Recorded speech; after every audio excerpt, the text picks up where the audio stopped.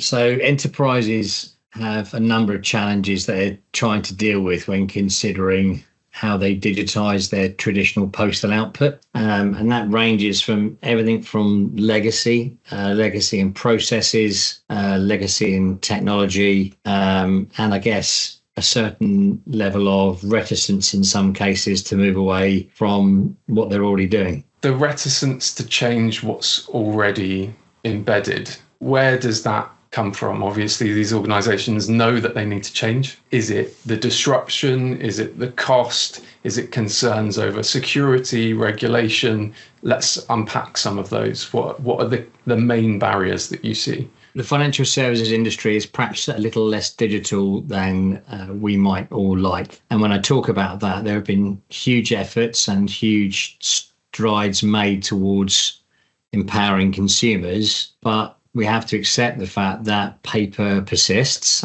and will always persist. There will always be a place and a need for that traditional medium. However, it's not necessarily easy to move away from paper when that's what you've been used to. In some cases, but probably hundreds of years, nearly parchment. But that's the way things have been done for an awful long time. Portals obviously came about as a consequence of people's eagerness and willingness to change. And I hope you'll have seen some of the research output that we've conducted and released, which helps us understand some of the challenges that we've now engineered into the digital world by giving a plethora of portals. And I guess when you're seeing those things evolve around you, perhaps the lack of engagement with where significant budgets have been committed into a portal, which similarly will always have a place, moving someone again into an alternative medium presents change, and change is something that our industry is not particularly good at. There's definitely been this move towards portals, but it's not the case that we don't receive post and that some of these organizations aren't sending thousands of pieces of paper in the mail. Why is that still the case? Because it's also, there's been a noticeable reduction. It's not like they're sending the same amount of post they were 20 years ago.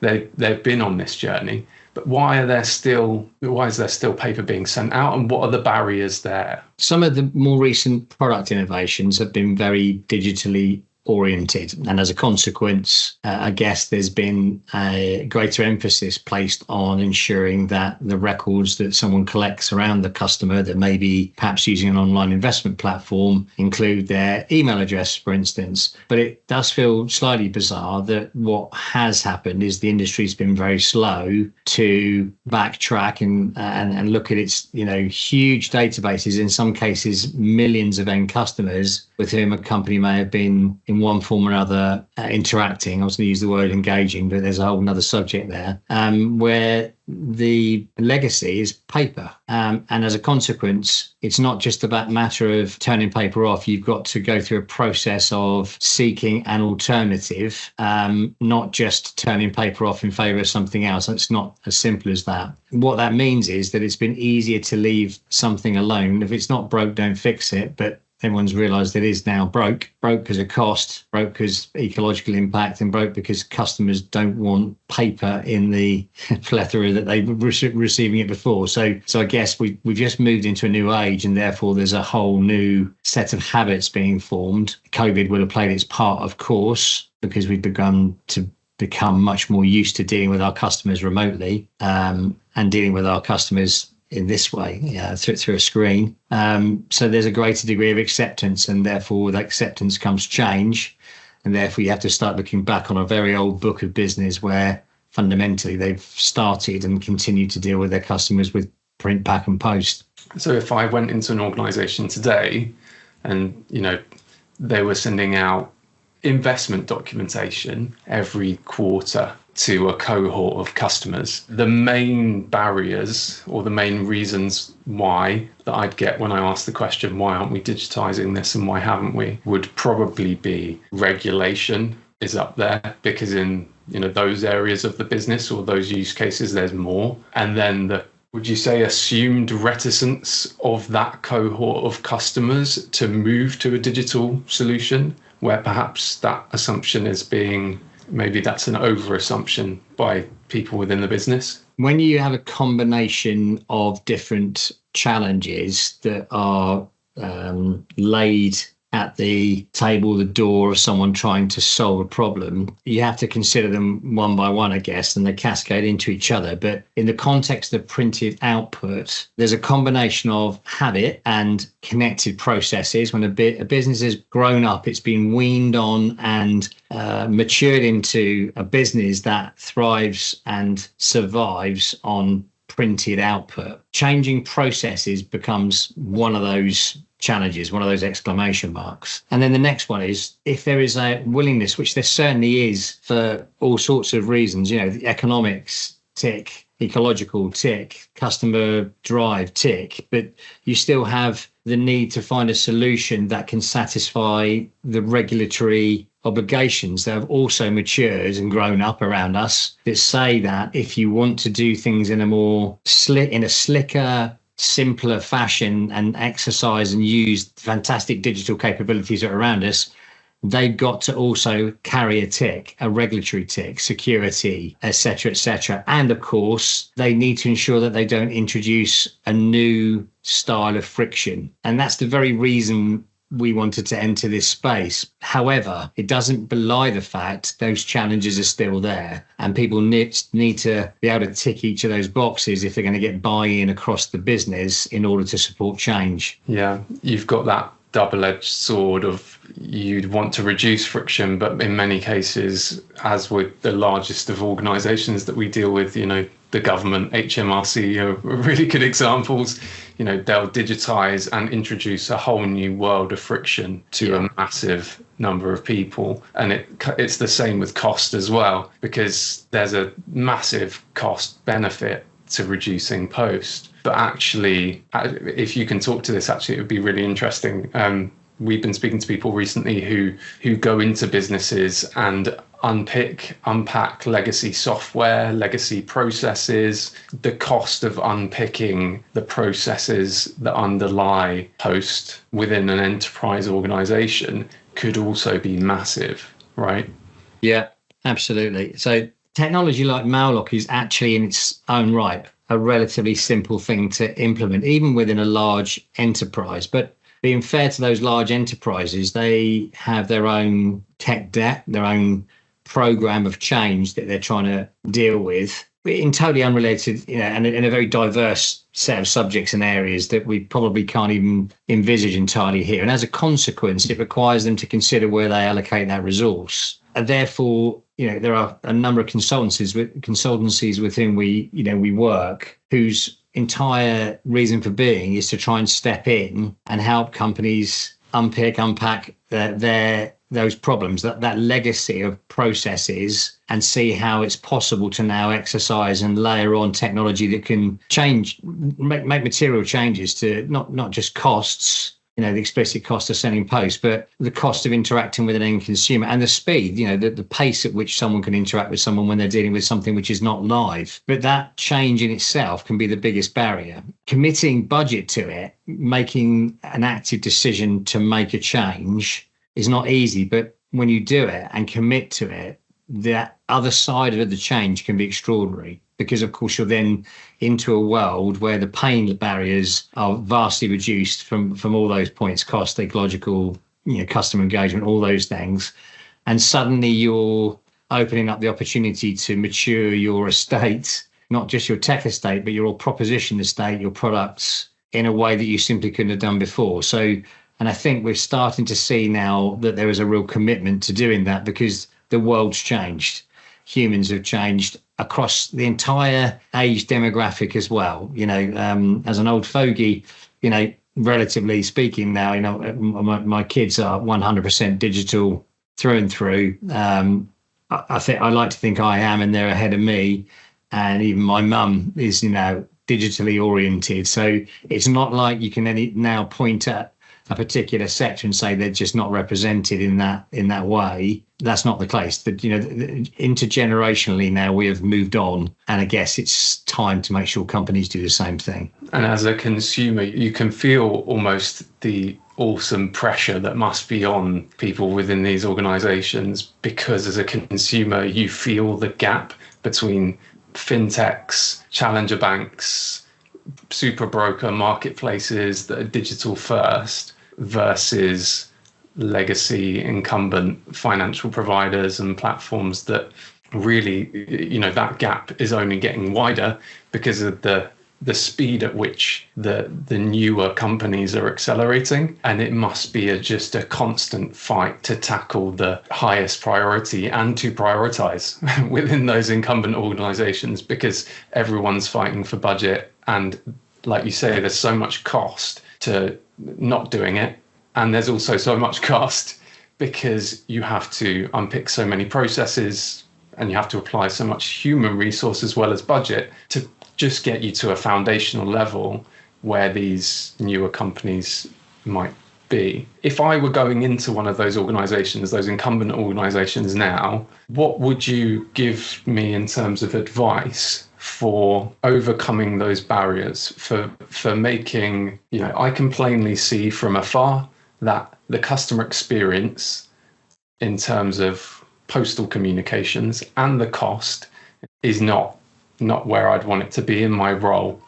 Coming into the board, senior leadership, how would you advise me on overcoming the barriers? In terms of how we can help businesses understand what they need to do to overcome some of these challenges, how you can advise organizations, I'd like to give an example actually of something I actually experienced myself in the last week. For the first time since I can remember, I actually genuinely can't remember the last time I received 2 checks.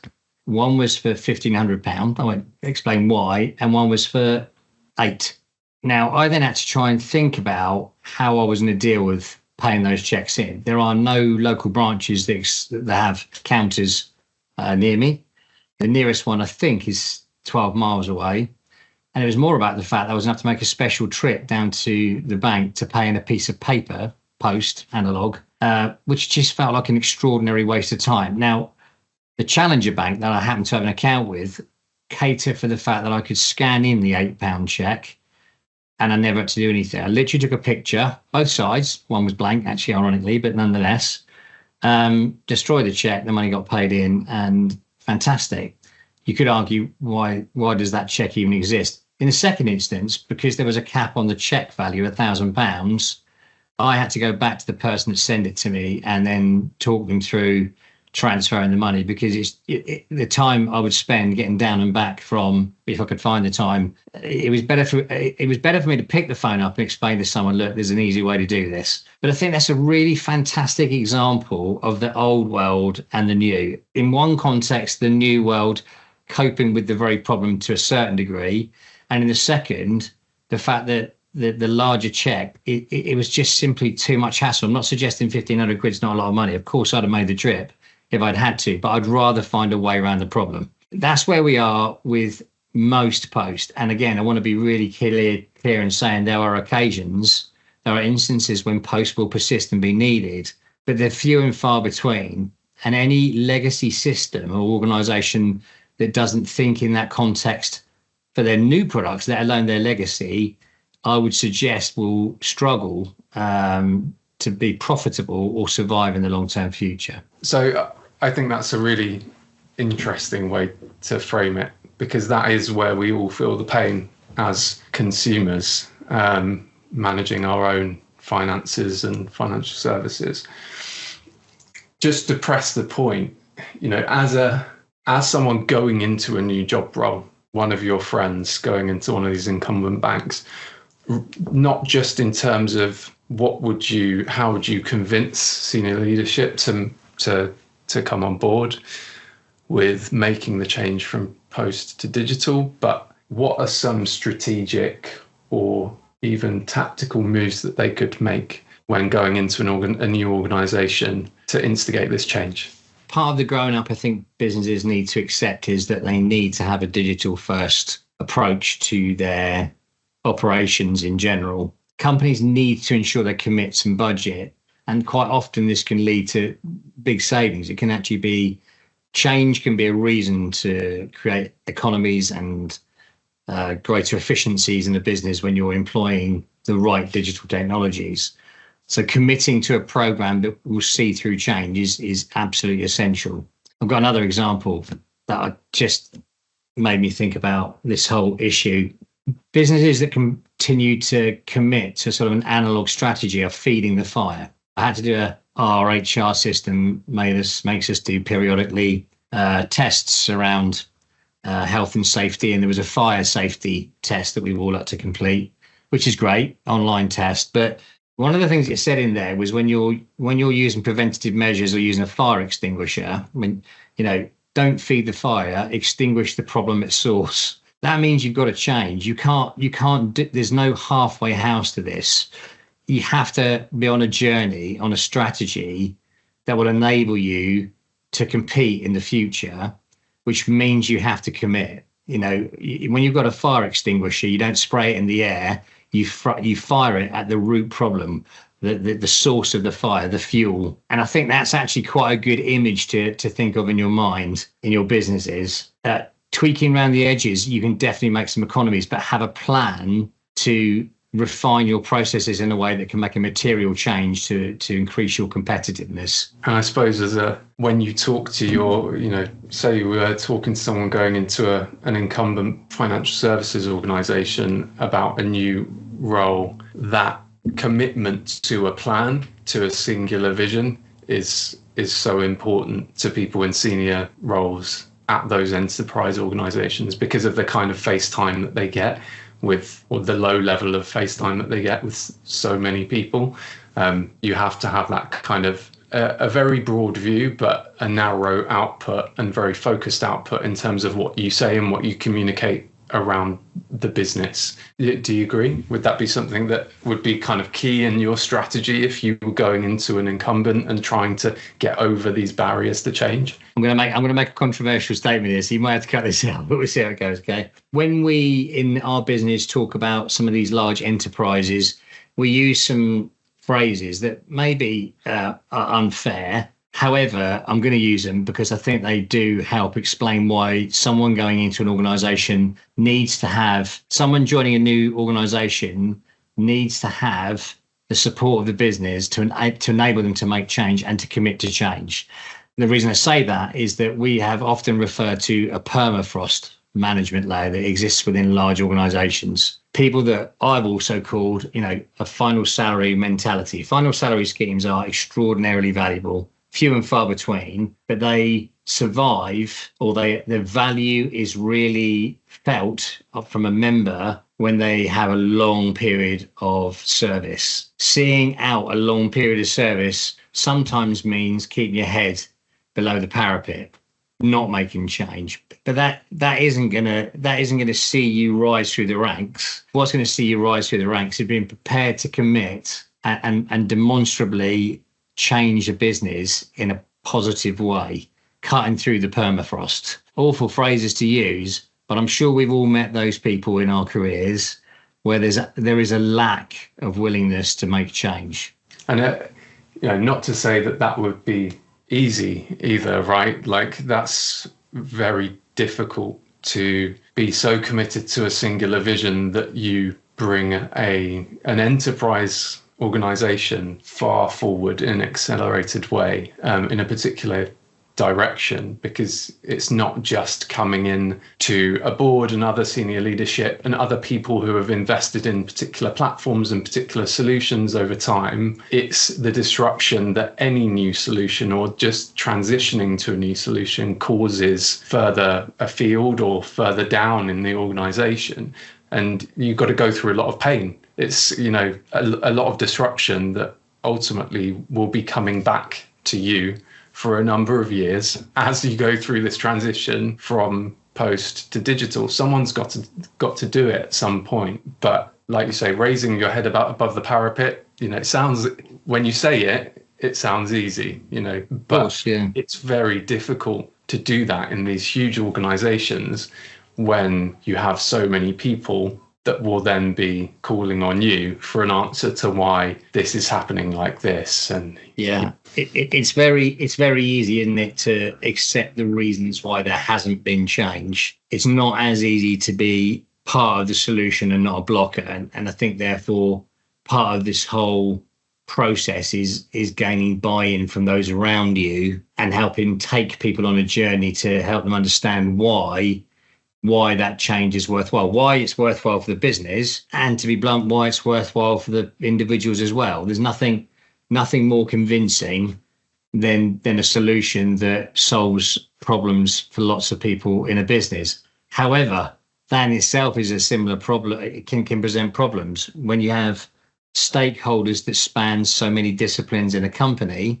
And we've recently had a further evolution of that, having someone who's a sustainability officer in a company, which is a great thing that companies are committing to doing that, is fantastic. However, if you're presenting a solution which touches that person's world, touches the finance director's world, touches the technology director's world, and of course touches the chief exec's world, all positively, you then have a set of stakeholders that you have to manage and make sure that your messaging represents the piece of the puzzle that is important to each of those stakeholders. It's certainly something we've had to try and deal with. And if you can align, as I believe we can, across all of those disciplines and areas of a business, then what an extraordinary board meeting that will be. And I can imagine that training is a massive part of that as well. When you talk about the wider organisation, ensuring that there's no disruption and when deploying a new solution or transitioning through a period of change. Would you say that it's typical for these enterprise financial services organizations to underinvest in training, or perhaps to, there's a balance, right? Because you can invest a lot in the change project itself in terms of tech and, even to a certain extent, like staff enablement, but then underinvest in initial training, through multiple sessions and then ongoing continuous training. And you can do the opposite. You can underinvest in the project itself. It's badly managed, but you end up doing the training part really well because you've got a really good training manager, and then you manage to kind of hold it up. You hold up the ball that's been dropped to the other side. Do you know what I mean? Yeah, I think I do. Yeah, I mean, when you're fundamentally looking to alter the fabric, the methods by which a business has been running, in some cases for, I was going to say decades, but many decades, there has to be a commitment not just to the project of change itself, but also to educating those around it that will be working the live project when it's released on what's coming and why you're doing what you're doing. It's the buy-in piece again, isn't it? It's about making people understand why they're on a journey, why they should buy into the journey, because we're human beings. If we believe in something, we're going to be more committed to it. We're probably going to be better at it, and we're going to support it more. So training is key with everything. I mean, it's the same in cyber. I'd be surprised if you've not seen training as the first point on pretty well every cyber session that you've seen or been part of, because it's right. Understanding the problem you're dealing with in the first place and being able to spot the foibles or the telltale signs is the first line of defense. In the same way, when you're implementing change in a business, like trying to help your customers take on a new way of operating digitally, ideally, for all the right reasons. One, you've got to get your own team trained, and you also have to invest in ensuring that your customers understand why you're doing that, and not just because, listen, we're going to save a lot of money. Hope that's great for you, Mr. Customer. That's not a good reason for your customer to change. There are a whole plethora of advocacy, themes that resonate with customers these days. Ecology is a fabulous one, which should mean so much to everybody. So I'd say that subject similarly falls within that, heading of training. Fortunately, consumer duty has risen that importance of customer understanding and consumer understanding to the top of the list of priorities for many of these businesses. And that's why, we see perhaps the cost piece that didn't actually make transitioning from post to digital enough of a priority a couple of years ago with consumer duty and the importance of delivering communications they can show that their customers understand. That's another benefit to making that transition now that is pushing people over the line. So in terms of security, you mentioned security. How can you ensure when you're pushing for these changes that security is not left behind? Security and compliance, I guess, because they kind of go hand in hand. When you're looking at any solution, any form of change, obviously abiding by the regulatory guidelines that are particularly, heavy, strict in the financial services market, but well beyond that, has to be, one of the top priorities. And of course, anything that touches data that in any way might leave your business in some way susceptible to risk, and your customers particularly obviously risk, reputationally, financially, has to be factored into the project from day one, including on the build of the solution itself. And what we're talking about there is security, of course. And I think we're gradually all beginning to understand that this is an area of particular expertise. It's when you need help with your legal matters, you speak to a lawyer. When you need help with your financial matters, you talk to your accountant. And when you need something around, your technology and security, you talk to a specialist within that technology group. So I think it's just one of those headings these days that it's just an absolute must-have for any project to consider risks in the project and in the business at the start and ongoing. So if someone was to see through this change from post to digital, and we need to be clear perhaps that this is not switch one off and switch the other on. Obviously, vulnerable customers, there are many people who still should be able to receive post because that's what they want. It's all about catering to choice, isn't it?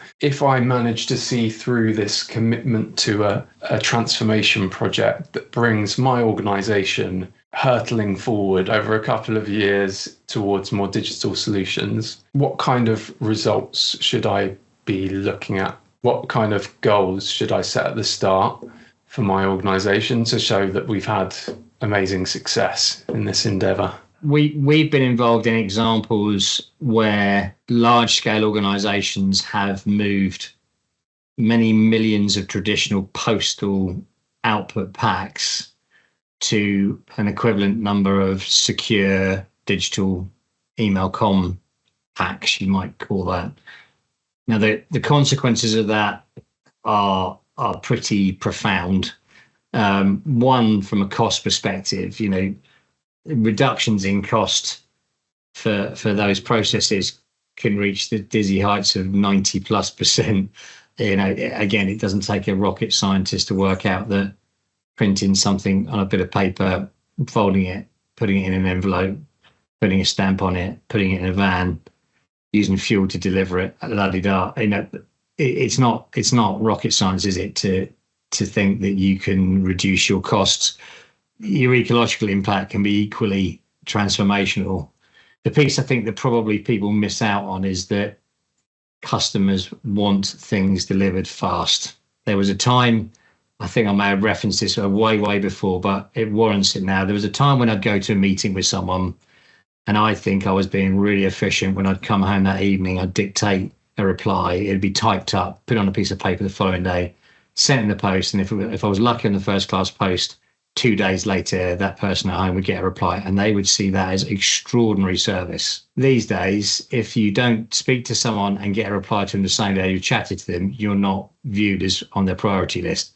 We're living in a different world, a different pace, a different expectation. I think people really need, please don't forget the value that you can inherit as a consequence of positive change in process, and that the faster pace of life that can be accommodated if you try and move in that new digital world. The returns you can attain are extraordinary if you commit to the change. So to press you on that, what specific metrics should I be looking at in terms of returns? Obviously, there's a bottom line element of reduction in postal comms and increase in brand affinity and customer experience satisfaction, all that stuff. But those are, you would say, the lagging metrics, right?